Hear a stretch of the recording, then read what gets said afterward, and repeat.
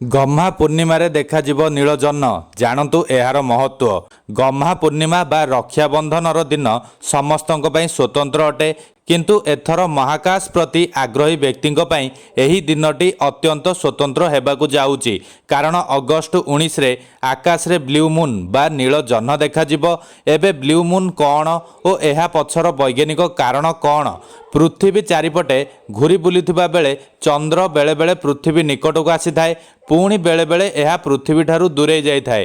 ଯେତେବେଳେ ଏହା ପୃଥିବୀର ସବୁଠାରୁ ନିକଟବର୍ତ୍ତୀ ହୋଇଥାଏ, ସେତେବେଳେ ଚନ୍ଦ୍ର 30% ବଡ଼ ଓ ଉଜ୍ଜଳ ଦେଖାଯାଏ। ଏହାକୁ ସୁପରମୁନ୍ କୁହାଯାଏ। ଅନ୍ୟପକ୍ଷରେ ନୀଳଜହ୍ନ ବା ବ୍ଲୁ ମୁନ୍ ଏକ ମହାଜାଗତିକ ଘଟଣା।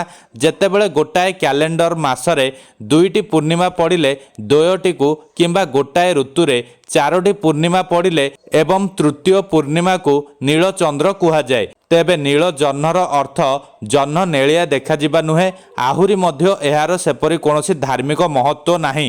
ନାସା ଅନୁଯାୟୀ ଶେଷ ବ୍ଲୁ ମୁନ୍ 2023 ଅଗଷ୍ଟ 30ରେ ଦେଖିବାକୁ ମିଳିଥିଲା। ପ୍ରାୟ ପ୍ରତି 2ରୁ 3 ବର୍ଷରେ ଏକ ନୀଳଚନ୍ଦ୍ର ଦେଖାଯାଏ। ପରବର୍ତ୍ତୀ ଋତୁକାଳୀନ ବ୍ଲୁ ମୁନ୍ ମେ 31, 2026ରେ ହେବ।